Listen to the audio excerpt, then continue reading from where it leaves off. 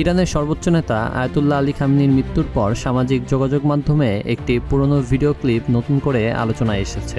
যদিও ভিডিওটির সত্যতা স্বাধীনভাবে যাচাই করা যায়নি, তবে অনেকে একে খামেনির আদর্শিক দীক্ষার অংশ বা পরমাণু কর্মসূচির প্রতি একটি প্রচ্ছন্ন ইঙ্গিত হিসেবে দেখছেন। সে সঙ্গে ভিডিওতে আছে এমন এক উপদেশ যা মুসলিম জাতির অনুকরণ করা খুবই প্রয়োজন। আয়াতুল্লাহ আলী খামেনির মৃত্যুতে বর্তমানে মধ্যপ্রাচ্যে চরম উত্তেজনা বিরাজ করছে। তেহরানে তার কার্যালয় ও কম্পাউন্ড লক্ষ্য করে যুক্তরাষ্ট্র ও ইসরায়েলের এক যৌথ বিমান হামলায় ৮৬ বছর বয়সে তিনি নিহত হন। এই ভয়াবহ হামলায় ইরানের প্রতিরক্ষা মন্ত্রী এবং ইসলামিক রেভলিউশনারি গার্ড কোরের কমান্ডার সহ আরও বেশ কয়েকজন উচ্চপদস্থ কর্মকর্তা প্রাণ হারিয়েছেন।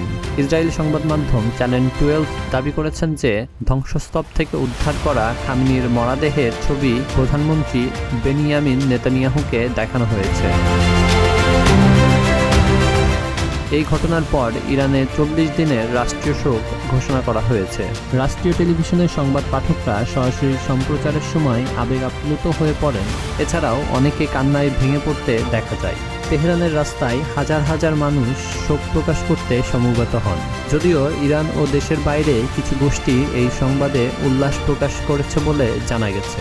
যুক্তরাষ্ট্রের প্রেসিডেন্ট ডোনাল্ড ট্রাম্প এই ঘটনাকে একটি মোড় ঘোরানোর মুহূর্ত হিসেবে বর্ণনা করে ইরানিদের তাদের দেশ ফিরে পাওয়ার আহ্বান জানিয়েছেন।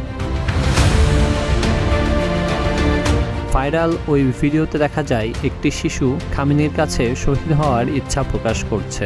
এই প্রতিক্রিয়ায় খামেনি শিশুটিকে কাছে টেনে নিয়ে স্নেহভরে উপদেশ দিচ্ছেন। তিনি বলছেন সে যেন আগে বড় হয় এবং ইসলামের সেবা করার জন্য একজন বিজ্ঞানী হয়। তিনি তাকে পূর্ণ জীবনযাপনের পরামর্শ দিচ্ছেন এবং বলছেন কেবল বৃদ্ধ হলেই কোনো উদ্দেশ্যের জন্য জীবন দেওয়ার কথা ভাবা উচিত।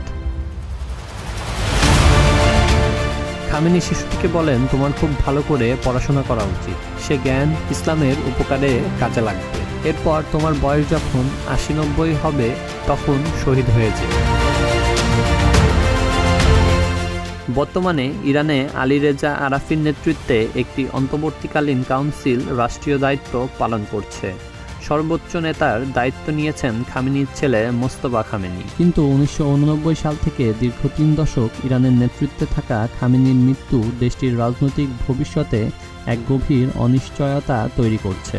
হামলার জবাবে আইআরজিসি কঠিন প্রতিশোধের শপথ নিয়েছে এবং মধ্যপ্রাচ্যের বিভিন্ন অঞ্চলে অব্যাহত রয়েছে ড্রোন ও ক্ষেপণাস্ত্র হামলা।